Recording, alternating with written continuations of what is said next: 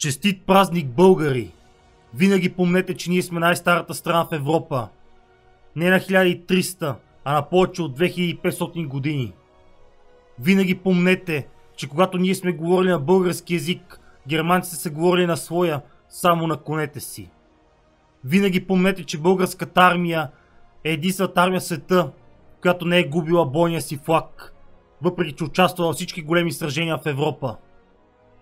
Винаги помнете невероятния подвиг на нашите храбри опълченци, който е сравним само с този на спартанците при прохода Термополи.